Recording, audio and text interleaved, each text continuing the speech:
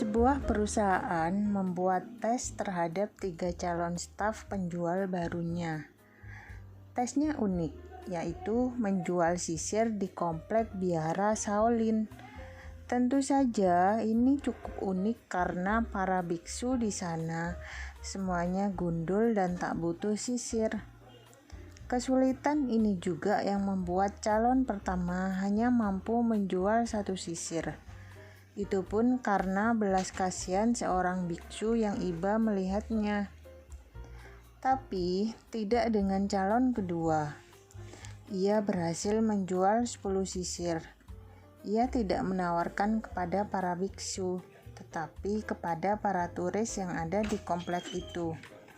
Mengingat angin di sana memang besar, sehingga sering membuat rambut jadi aut-autan. Lalu bagaimana dengan calon ketiga? Ia berhasil menjual 500 sisir. Caranya, ia menemui kepala biara. Ia lalu meyakinkan jika sisir ini bisa jadi souvenir bagus untuk komplek biara tersebut. Kepala biara bisa membubuhkan tanda tangan di atas sisir-sisir tersebut dan menjadikannya souvenir para turis. Sang kepala biara pun setuju. Sahabatku yang baik, apa yang sering kita anggap sebagai penghambat terbesar dalam usaha atau karir? Bukankah kita seringkali menyalahkan keadaan?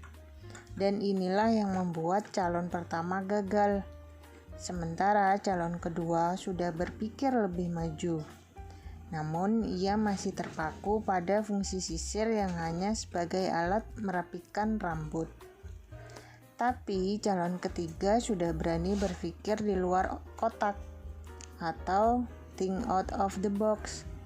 Berpikir di luar kelaziman.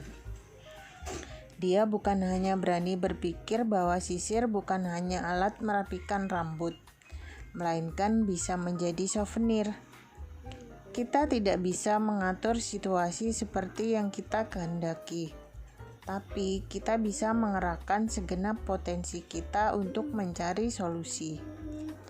Segenap potensi bukan hanya berbatas otot atau kerja keras, tapi juga pikiran, ilmu, intuisi, dan kerja cerdas. Pendek kata, kreativitas, akal, ketekunan, dan kesabaran. Itulah potensi dalam diri kita yang dapat dipergunakan. Semoga cerita ini bermanfaat untuk kita semua menuju kesuksesan masing-masing. Terima kasih. Wassalamualaikum.